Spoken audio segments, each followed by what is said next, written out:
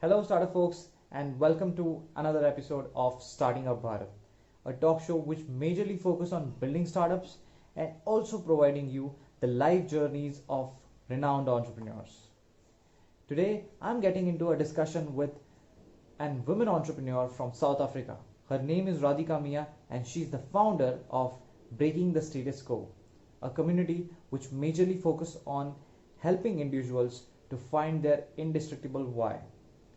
We are also going to talk on a lot of factors such as mental health awareness, how to find your purpose, how to achieve your goals, and how to find your indestructible why. So I would request you all to please watch the video till the end and enjoy the session. Stay tuned.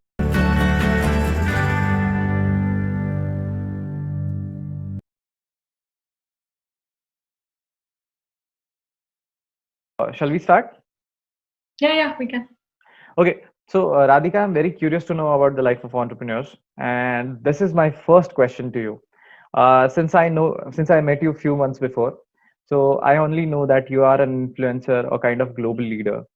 So, how did this journey started of becoming an influencer, keynote speaker, global leader, author, and then now becoming a woman entrepreneur? So, how it started, and when did all this journey? Like, can you explain it shortly?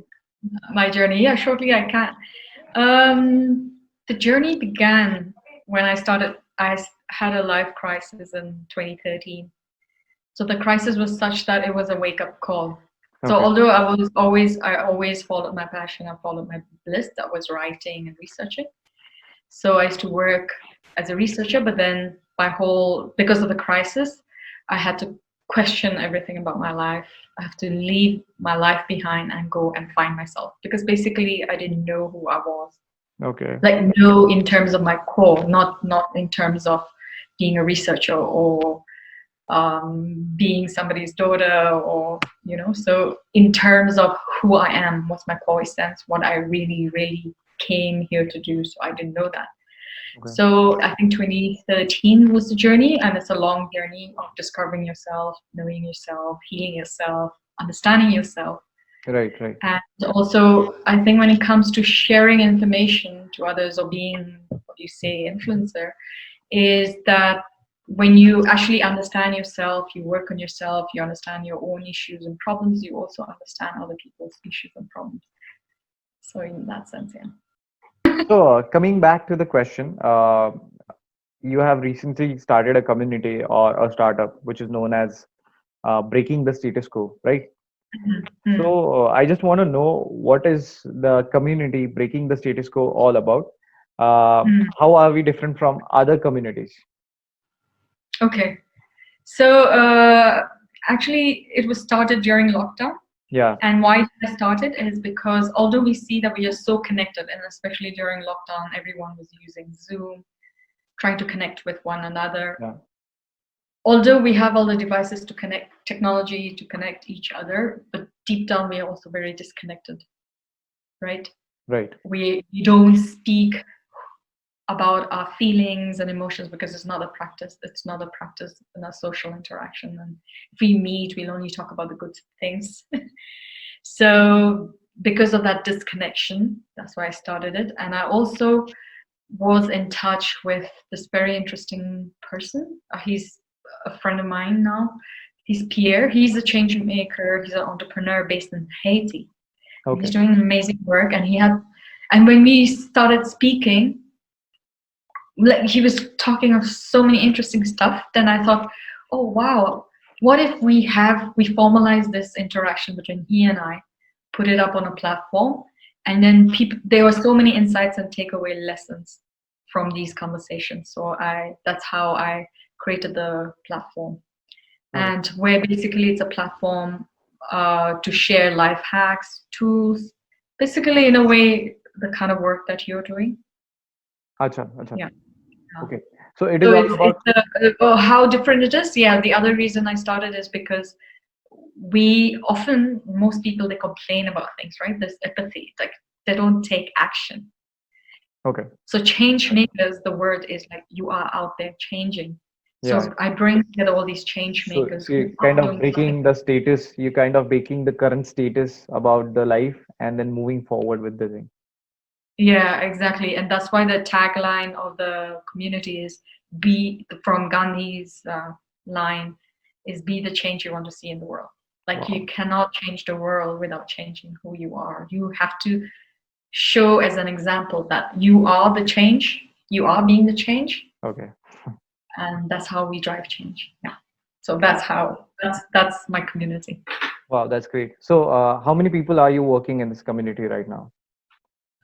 We have like around 900 to 1,000 people, but then we have more. We've been in interaction with around 50 change makers from all over the world, and the team we have like 14 members, Hmm. and yeah. So right now, what we are planning, like the major projects that we are anticipating is that we are going to be slightly different, maybe because lockdown's over in many countries, Yeah, and yeah, there's also Zoom fatigue, right, among yeah, yeah. people. Now, I'm tired. now there will be physical workshops also. Yes, exactly. Okay. Although we are still in lockdown in South Africa, I don't know for another Oh, how long, but it's a light lockdown. But so what kind of lockdown is there? Are there any restrictions to go outside or what not else? anymore. There's curfew from 9 o'clock, 9 and 9 p.m., mm, right? oh yeah, 9 p.m. Okay. to yeah, the night. Yeah. What about the vaccines? Are they started in South Africa? I think they have, but it's going to be slow like in every country, right? Yeah, yeah. It's We have not already different. started. We have already Oh, started yeah. 2 days before. You might have heard. Oh, no, I don't think we have started. I think we will. It's a bit slow. Maybe I heard we are 2 months behind other So countries. what kind of conditions are there in South Africa related to COVID? I mean, are there a lot of patients or um, are they recovering? I mean, Yeah, it's increasing. We are having the second wave right now. oh, is that so? Yeah. Mm. Okay. That's why we had a lockdown, another one. Oh. Yeah. Yeah. Okay. So But talking about the COVID, I just want to know because the whole business ecosystem has been disrupted by COVID pandemic. So how has COVID-19 affected your company, your professional life, and how are you dealing with it currently? actually, what I tell everyone is that it's a COVID baby. It Okay. came into existence because of COVID. Okay. So, and I think it was good. COVID, it was positive in the sense because, Yeah, yeah. yeah, because people were coming together. And I would have said if I had this platform in a normal situation environment, I wouldn't get speakers from Australia, like a famous book author from Spain. So we wouldn't get these people if it was not for COVID. And I think because of COVID, when I reached out to them, they didn't expect anything back in return. And Okay. they just came onto the platform and they just were very happy to share their stories, share their insights. I think that is something very positive that happened during COVID. Okay. So I just forgot to ask a question related to your community. So what is your basic revenue model? I am my revenue model. So for during lockdown was to build the momentum, build the community. But then since there's no revenue model, so 2021, I'm thinking of what we're going to have is going to have these online sessions Okay. and then make it very interactive, not like the power sessions where we used to have bringing in experts and they have conversations. But here we would bring in real people who can come and engage in these interactive sessions and do workshops and something like that. And so that would be one of the revenue models. Okay. Yeah. And also, actually, there is a lot of potential for sponsorships to work together with Mm-hmm. corporations, right? Yeah, yeah, yeah. Right. So something, but I'm still looking for those kind of corporations. So that's another, yeah, So time. you have taken a lot of workshops on different kind of topics which is related to happiness, finding your purpose, goal setting.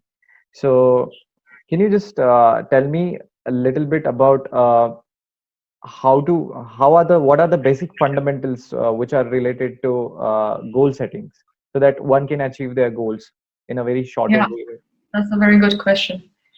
Because the basic fundamentals before you go on to set your goals is Yeah. very key. You have to find what I say, you have to find your indestructible why. You Okay. have to know yourself. You have Okay. to know who you are, what you want. So why I'm saying that is that when you set a goal, Hmm. you have to know where it's coming from. If it's really you who want that goal, or are you setting it because you want to make your family and friends happy? For example, like there are a lot of people, there's some people who say, oh, my goal for 2021 is to start this MBA program, right? Hmm. But then you have to ask yourself, is this a goal because you really want to do the program? You really want to do the program and have the experience of it? Or is it because you want your father to be happy or your mother to be happy about feeling Right. Right. proud and Right. Right. happy? Right. You know? So you have to be, before setting the goal, you have to ask yourself why. Why you're doing what you're doing. Whether True. it's coming from you, from others, you're able to distinguish that. So when you set goals, always ask why. Why is this a goal in the first place? Why do you want it? Where is it coming from? So now, like I think Tony Robbins had said, Hmm. 20%, like to success, 20% of it is the how. That is the mechanics, how to get there, right? Yeah. So you Yeah. how you set goals. But 80% is why, the psychology behind it. It's so True. important. So you don't have to look at the 20% of the how you're going to do it, Hmm. right? So Hmm. you're just going to do the 80%, understand why. You don't need to know the how, but how to get there and everything, that'll happen automatically. But you have to solve that 80% of why. Hmm. Why? So yeah, that's me saying, yeah, find your indestructible why. Yeah. Okay. Okay. So, since you're living in South Africa since a lot of years, and I just want to know how is South Africa's approach about the startups? Are the millennials really passionate about building something, or they prefer jobs instead of doing something on their own? Uh, I think the millennials, the ones I interact with, I would say it's a mix. Okay. But then the startup community, but then I would say it's mixed, but I'll also get to the reason why. And what I believe, my own opinion, is that it's passive, dull, and boring, the startup community. That's my opinion. So it's not as vibrant and creative, what I saw when I was in India for 7 months. Hmm. It's not as active as the startup ecosystem in other countries like India or Yeah. Israel or Yeah. Yeah. Kenya even. It's not. So that's why I say it's dull, passive, boring.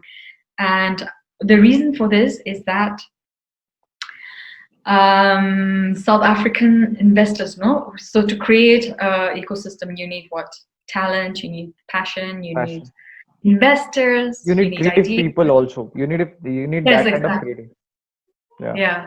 So there are creative people here, but they would they would create jewelry, like small businesses. They'll start Okay. maybe the clothing.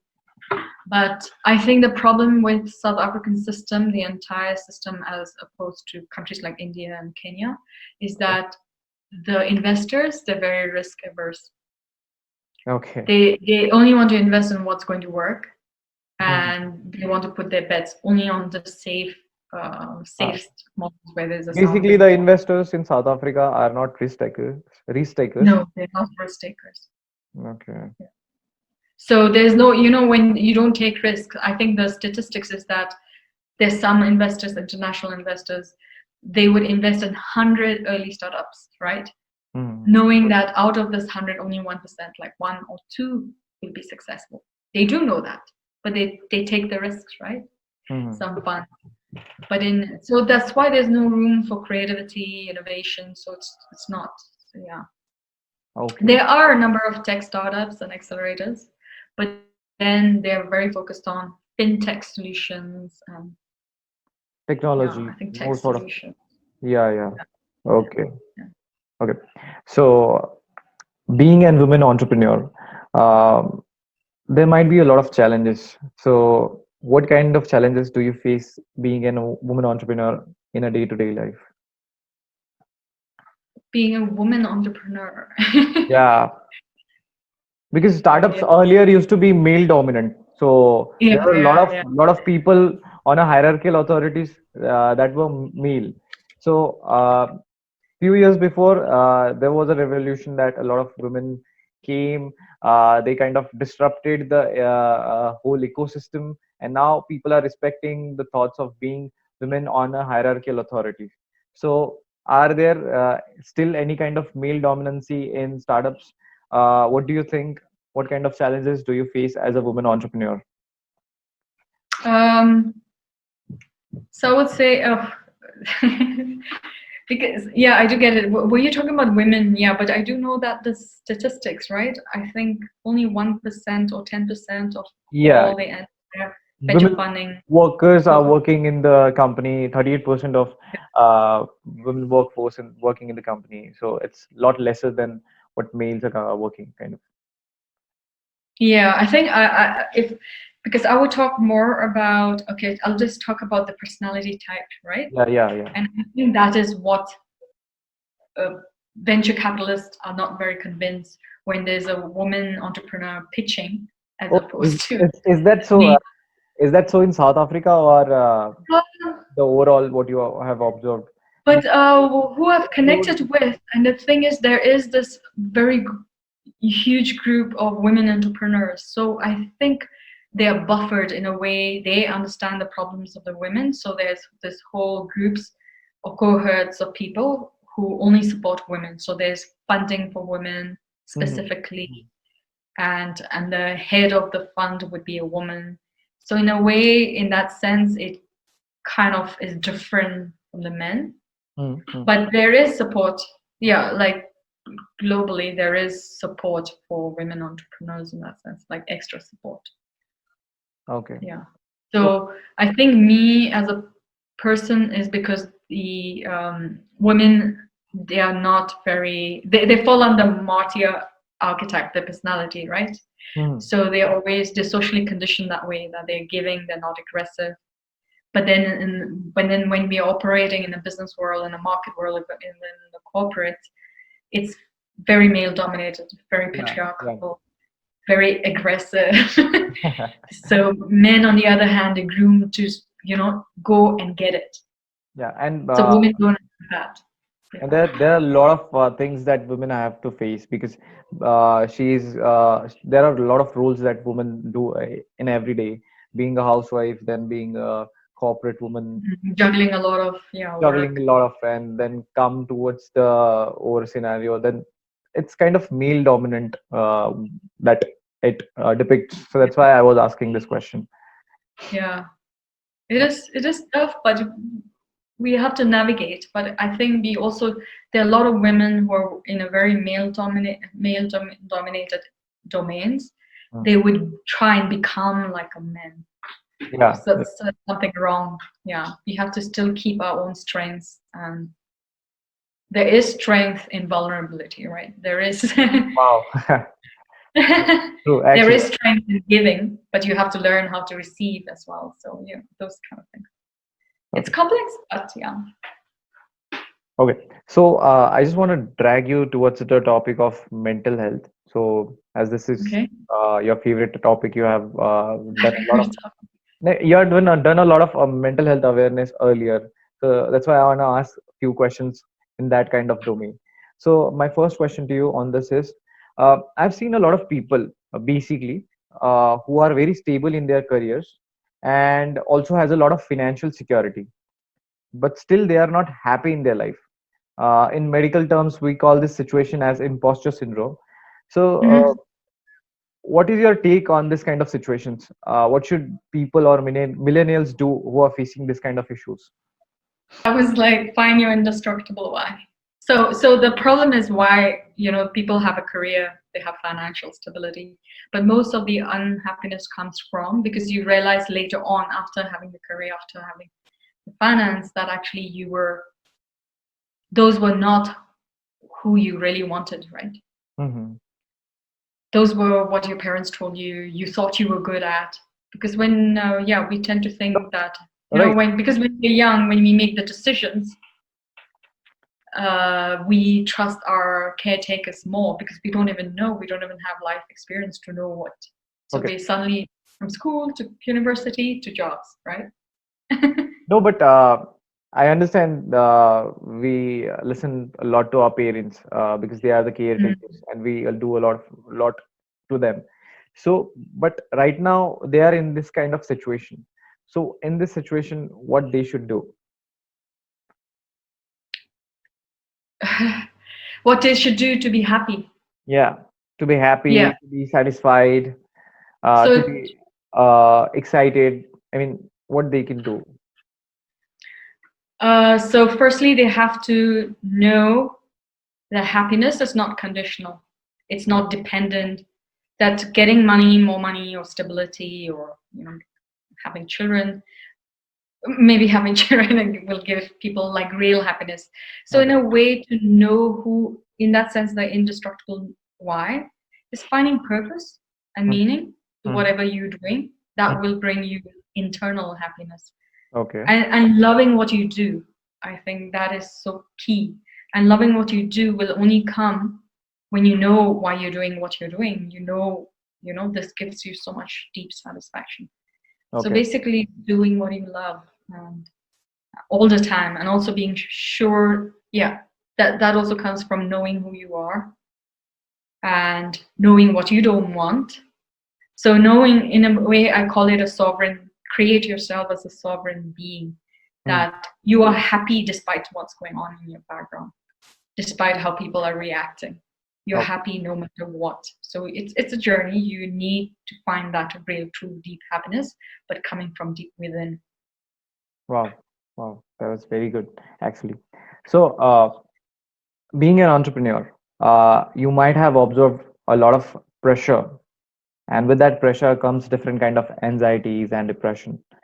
So, uh, what kind of advice or what kind of tips you will give to early stage entrepreneurs who themselves are suffering this kind of issues or kind of stress, going through stress? So, what kind of advice would you like to give them? Mm, who are going through stress. Yeah, to reduce stress rather than meditation, what are the other different kind of Or stuffs? rather than other than meditation. Yeah. So I see. First, we have to understand what causes the stress, right? We all do know because of the thoughts we have in our mind. So other than, in addition, because you do say that meditation is important. But what I do, like a live hack, kind of a hack, daily hack, which is Daily very, hack. very important. Yeah, it's a daily hack. Could you please elaborate it more? What you do that daily hack? Yeah.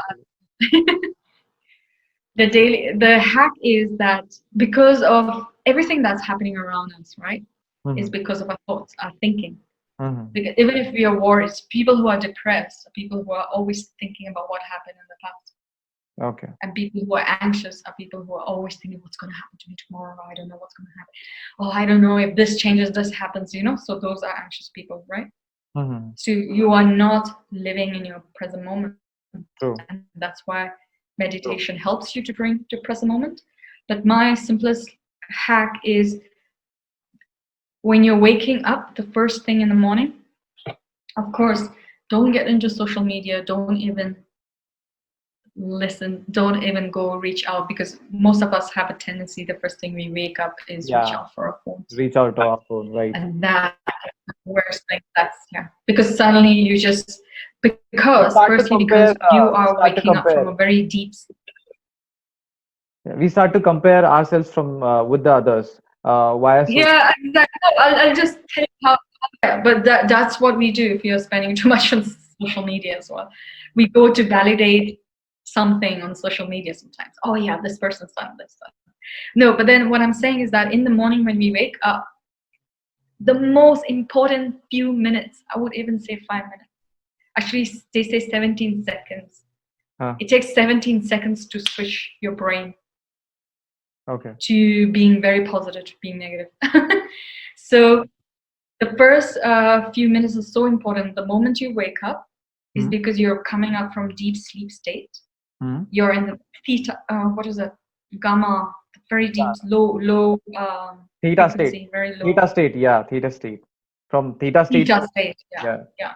So when you're coming out, you're still somewhere in the very low, in the very deep state, sleep state, right? Yeah. And when you're waking up, even like open your eyes, you're still in that state actually. But then the most thing you can do to yourself is that pick up your phone, check an email, and oh shit, I forgot this. I was supposed to do this. But then you hold and then you jump out of bed. Okay. But you haven't set the time for yourself. So what you have to do is that don't reach the moment you open your eyes, you know that is the most impressionable time for yourself, for your brain. Whatever you feed it in the first 2 minutes, I would say, or you can even extend it slowly to 5 minutes, but then slowly, even the first 17 seconds, whatever you feed it, that's how your day will turn out. So you have to be very, very wake up. Don't check your phones. Just tell yourself that, today I'm going to have a very, very good day. And this is how what I used to do is that when there's a lot of work pressure, so you can also think about, okay, first you say, okay, I'm going to be a very happy person today for the rest of the day, no matter what happens. Even my neighbor shouts at me, I'm going to be happy and be kind. And you actually seeing yourself being kind to your boss, maybe be kind to other people. And you should also, what I do, if you have too much of work, you also think, okay, when I go to work, the first thing I'll do is send 3 emails and I'll send it to this person, that person. Your actually productivity also increases like 200%. I'm not exaggerating. What I used to take like 5 hours to do, I used to finish in 1.5 hours, 2 hours. Just because I had already envisioned it as soon as I woke up. And I decided, I already set the intention for the day, saying, this is how my day is going to turn out. It happens exactly the way you think in the first few seconds, few minutes. Wow. So yeah, that's a very powerful. And I do know a lot of people also do that, like successful people, rich people, billionaires and stuff. Millionaires, kind of billionaires. So that's how they get there. I have seen that video, the morning routine. If you want, to be a billionaire. So what are your stress busters? Yeah. What do you do for reducing your stress? Because I have seen you do a lot of you are into art, you do paintings also, you do dance, and you have written a lot of books. So what are your stress busters? See, I don't stress. The thing is, not anymore. Okay. I don't even feel like, I don't like anything stressing me. So I make sure that there are no conditions around me that stresses me. Right? Yeah, staying out. So the thing is always knowing that you're present. Yeah. And also those are stress busters, the hack.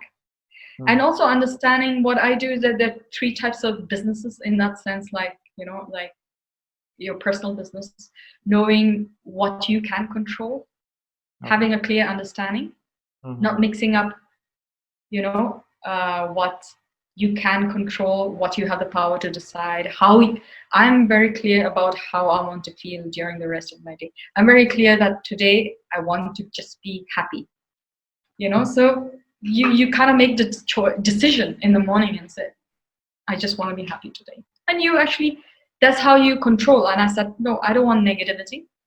So you know what to control for your life. There are certain things you can't control. You can't control how maybe your mother feels about you. You can't control how your boss or your neighbor thinks about you, right?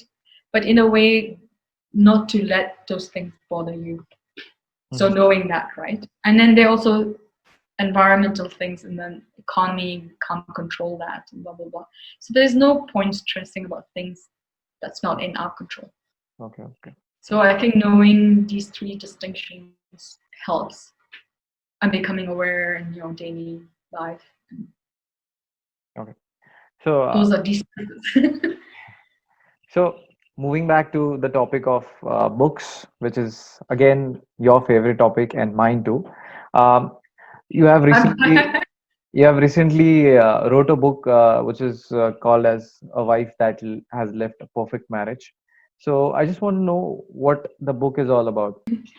So it's basically very simple. It's the message is that what we were never taught, because in the beginning I said you have to know yourself, right? Mm-hmm. So most people we are conditioned from as early as 7-year-old. We're actually younger than that. I think most deep conditioning belief systems get formed when you are less than 7 years old. And all those kind of affect whatever happened to us in the formative years, it goes and affects the rest of your life, right? So that is so important to understand where these beliefs came from. Why am I believing this about this? Why do I have maybe a lack mentality for money? Mm-hmm. And where does it come from? So once you know all that, Mm-hmm. I think, and I also say that was the journey, right? The journey of discovering the self. So that's what I write in the book. Okay. And I think the most important part was about discovering your inner child. Okay. Because we kind of think, oh, once we grow up, we're supposed to act like adults and forget about our inner child. But we all have aspects of our inner child. Even now, like when you're creative, you're actually activating your inner child. And so basically, inner child and self-love was one of the biggest that was the driving element of the entire book, which is learning, in a way, knowing yourself. Okay. Spending time to get to know yourself is actually loving yourself, loving yourself, giving attention to yourself, creating boundaries. So those are all the skills you learn on the self-discovery journey. So basically, that's what the book was about. Oh, wow. Yeah. About your second book that I have recently heard that you are writing a book on youth entrepreneurs. So what is the book all about? What are you thinking to, put your kind of insights in that? Yeah. So we are in the cusp. Like we are always changing. And what I've seen is that, and also working on my platform, inviting so many change makers, change leaders, what I've seen, and also interacting with you guys, is that seeing that there are these emerging new leaders, Mm-hmm. but then when we talk about leaders, people say, oh, I don't like the word leader, right? Because they associate it with the old paradigm of leaders. So we know that there are two paradigms of leadership now in transition, the old one and the new one. And most corporations are still built on the old paradigm of leadership. Mm-hmm. And I think the informal leaders like yourself, myself, and others, the change makers on our platform, they are from the emerging new paradigm of leadership. And so and personality wise, they're very, very different. You need a different kind of mentality. So I'm talking about these two types of leaders, but mainly the emerging leaders, who they are and what they're doing. So in your workshops, you have met a lot of entrepreneurs, right? The workshops you have conducted over the world. So I just want to know what are the common reasons for the failure of startups? Failure of startup. Yeah, that you might have observed, that you might have gone through, because you have met a lot of entrepreneurs. That's why I'm asking this question. I wouldn't say entrepreneurs per se, but more like change leaders. But I think I wouldn't say there's something like failure. They're only lessons. Lessons, right? yeah, lessons, yeah. Yeah. My So bad. it is failure when you fall, you don't get up again, try again. Mm-hmm. So it's like an entrepreneurial journey, is a journey of growth, learning. It is failure when you don't learn the lessons and don't try again. Yeah. Right. So that might be one of the reasons, So And the other reason is obviously not finding your indestructible why. When you don't know when you don't know why you're doing what you're doing, so you're not really passionate, especially about an entrepreneur in a particular field, right? In a particular domain-centric kind of. yeah. Hmm. So then you're not really passionate. You're just doing it because you want to be an entrepreneur.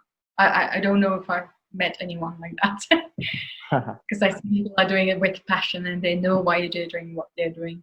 So, and then it should be driven when what you're doing is like, even if you're selling computers, they should be a why. Yeah. Or why you're doing what, and it should be driven by like I would say like a higher purpose.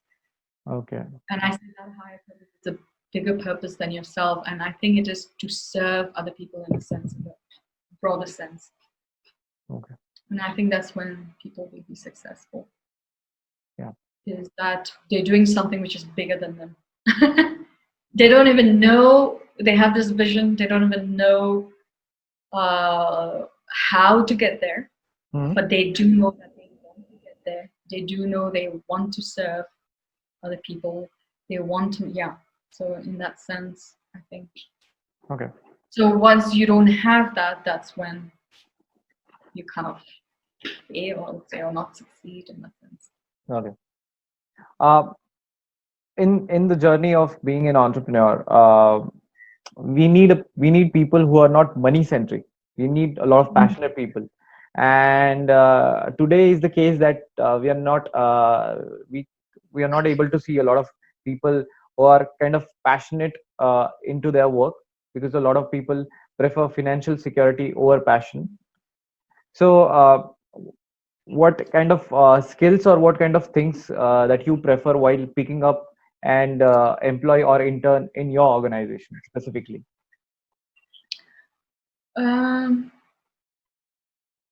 Because right now you might need a lot of people. So specifically, what kind of skills or things that you are looking for? I think at this moment, because I just started it out, I kind of I'm looking at I reach out to people who say that they resonate with my vision. Okay. Right. Okay. And I think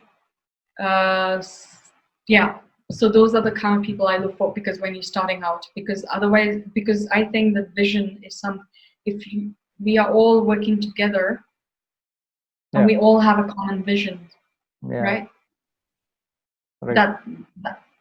So I strongly believe in that, is that like it has to be aligned. And also there's often a misalignment where a lot of people are passionate maybe about their jobs, but they're not happy at their jobs in that maybe particular organization. True. Often it happens that, the organizational also has a purpose, right? So that has to be aligned with your purpose. Okay. So if there's a mismatch, it's not going to work. Okay. Not because the organization's bad or something like that. So we have to also become aware of that. It's because we have to align our mission, and life purpose with the purpose of the organization we're working for. Okay. So I think, sorry.